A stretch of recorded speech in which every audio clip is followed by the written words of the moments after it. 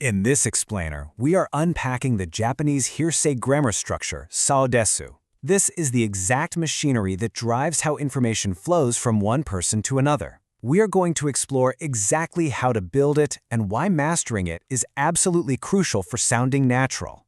So this is specifically used to report information gathered from a secondary source. In English, we often accomplish this simply by saying, "I hear that," or "they say that."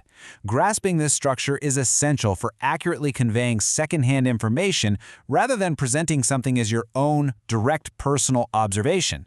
Without this grammatical tool, listeners might mistakenly assume you are the primary source of the news. That is a blunder that can lead to profound misunderstandings and awkward social situations.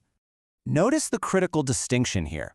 You might have encountered an identical-sounding phrase used for visual assumption, essentially meaning "it looks like." For example, looking at a dark cloud and guessing it will rain. However, the structure we are examining right now is strictly for hearsay. It represents reported information, not visual guesses. Conflating these two is a common pitfall for learners.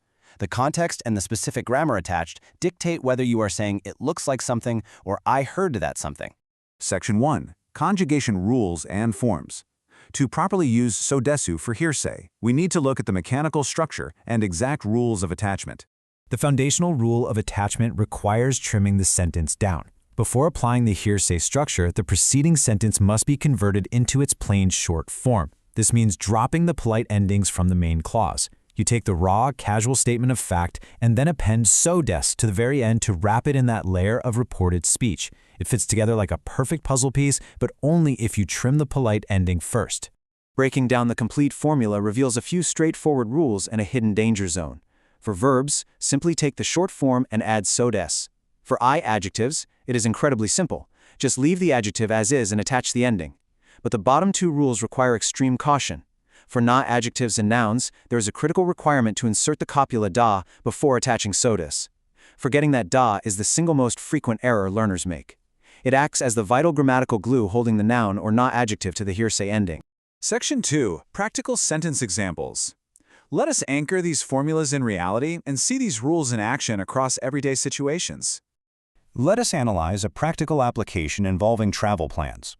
If you want to say, "I hear that Tanaka will go to Tokyo tomorrow," the Japanese phrasing is "Tanaka-san wa ashita Tokyo e iku so desu." Notice the verb iku, which means to go. It is in its plain short form. We take iku and seamlessly attach "so desu." This perfectly illustrates the verb conjugation rule in practice, allowing you to pass along the news of an upcoming trip effortlessly and accurately. Imagine a friend recommends a spot to eat, and you want to pass that recommendation along. You would say, "Kono ramen wa oishi so desu," meaning, "I hear this ramen is delicious." The word for delicious, oishi, is an I adjective. As the rule dictates, this requires zero modification. You simply take oishi and directly follow it with "so desu." It is a highly efficient way to share a great dining tip without falsely claiming you have tasted the dish yourself. Finally, when reporting a noun, such as someone being a teacher, that grammatical glue becomes essential. The phrasing, "Kare no ani wa sensei da so desu," means "I hear his brother is a teacher." The word for teacher, sensei, is a noun. We cannot just say "sensei so desu." We absolutely must include da, creating "sensei da so desu." Hearing that da confirms the hearsay structure is properly applied to a noun, keeping your Japanese structurally sound. We have decoded the formulas and seen them in action. Now it is time to turn this theoretical knowledge into active skill. Construct your own sentence reporting a piece of news you heard today, perhaps a weather forecast or an update from a colleague. Did you hear it will rain or that a new movie is good? Mastering this tiny grammatical shift fundamentally changes how a Japanese speaker perceives your fluency and reliability, transforming you from a novice into a trusted communicator. Apply the rules for verbs, adjectives, or nouns right now. What news will you pass on next?